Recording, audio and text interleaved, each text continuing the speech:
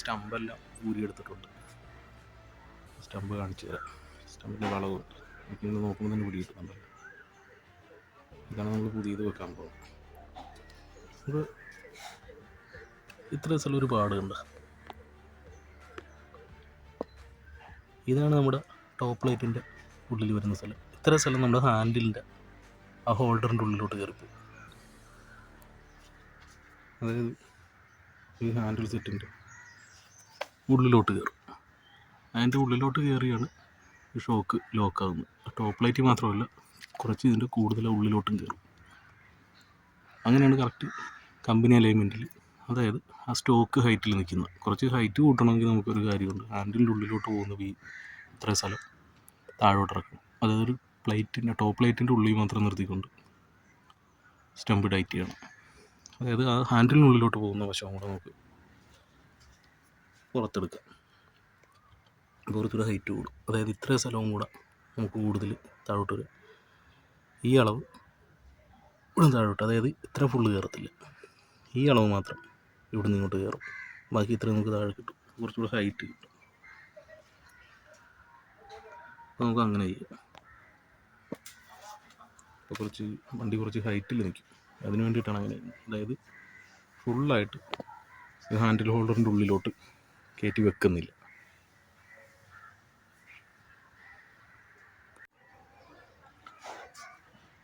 നമ്മൾ handle holder അഴിച്ചിട്ടുണ്ട്.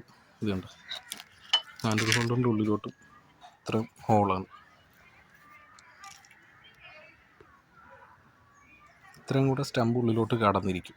അതായത് top ലൈറ്റും കഴിഞ്ഞ് ഒരു 3/4 ഇഞ്ചോളം ഇതിൻ്റെ ഉള്ളിലോട്ടും കൂടെ കയറിയിരിക്കും. അപ്പോൾ നമ്മൾ അത്രയും സ്ഥലം ഇറക്കിയിടാൻ പോകും. അതായത് ഫുള്ള്, അതായത് ഇത് അഴിച്ച് ഹാൻഡിൽ ഹോൾഡറും കൂടെ അഴിച്ചാലേ നമുക്കത് കറക്റ്റായിട്ട് പിടിപ്പിക്കാൻ പറ്റത്തുള്ളൂ. എന്ന് വെച്ചാൽ അല്ലെങ്കിൽ പിന്നെ സ്റ്റോക്കിൽ നേരെ സ്റ്റമ്പ് അങ്ങോട്ട് കയറ്റി ഇവിടെ വന്ന് തട്ടി നിന്നോളും. അപ്പോൾ നമുക്ക് ഇച്ചിരി ഇറക്കി പിടിപ്പിക്കണമെങ്കിൽ ഇത് അഴിച്ചെടുത്തിൻ്റെ അളവ് നോക്കി. അപ്പോൾ നമുക്ക് ഇതിൻ്റെ ലെവലിൽ തന്നെ വെച്ച് ടൈറ്റ് ചെയ്യണം.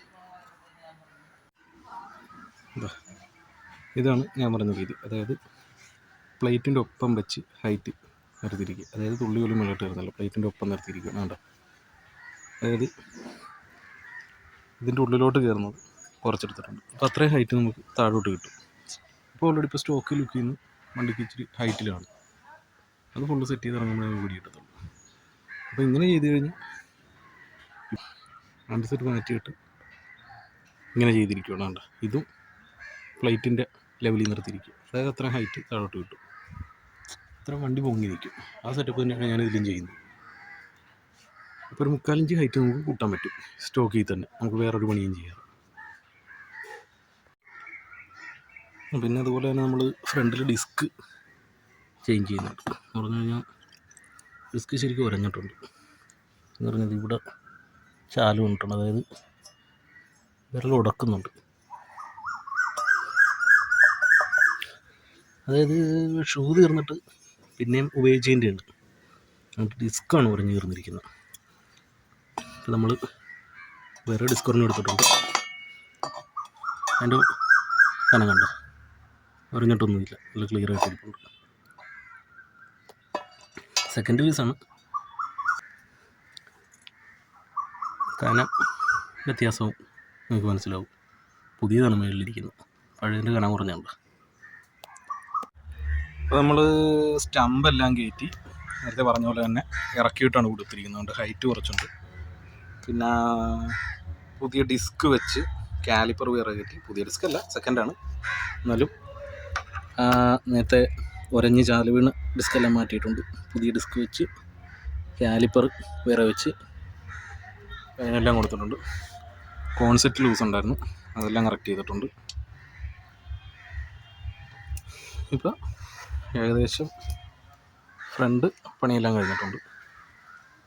ഇനിയിപ്പോൾ നമുക്കിത് ചെയ്യാനുള്ളതെന്ന് പറഞ്ഞു കഴിഞ്ഞാൽ ഈ ഫ്രെയിം ഒടിഞ്ഞിരിക്കുക. അതായത് ഇവിടുന്ന് 2 പീസുണ്ട്. അത് ഞാൻ എടുത്ത് വെച്ചിട്ടുണ്ട്. അതേലാണ് നമ്മുടെ ഇതിൻ്റെ മിറർ നിൽക്കുന്നത്. അപ്പോൾ ഈ പീസ് ഒടിഞ്ഞു പോയത് കൊണ്ട് നമ്മുടെ ഫുൾ വൈസർ വളഞ്ഞു കൂത്തിയേ നിൽക്കത്തുള്ളൂ. അതുമാത്രമല്ല, മിറർ വൈസറിൻ്റെ ബലത്തിൽ നിൽക്കും, കിടന്ന് മൊത്തത്തിൽ വേറെ പോലെ. അതായത് അകത്ത് പിടുത്തമൊന്നുമില്ല. അപ്പോൾ ആ പീസ് ഇവിടുന്ന് രണ്ടിടത്തുനിന്ന് ഒടിഞ്ഞു പോയ 2 പീസ് ഇരിപ്പുണ്ട്. അത് എടുത്ത് വെച്ചിട്ടുണ്ട്. അത് വെൽഡ് ചെയ്യണം നാളെ കൊണ്ടുപോയി. എന്നിട്ട് വേണം ഇതിൽ കുറച്ച് പെയിൻ്റൊക്കെ ടച്ച് ചെയ്യണം.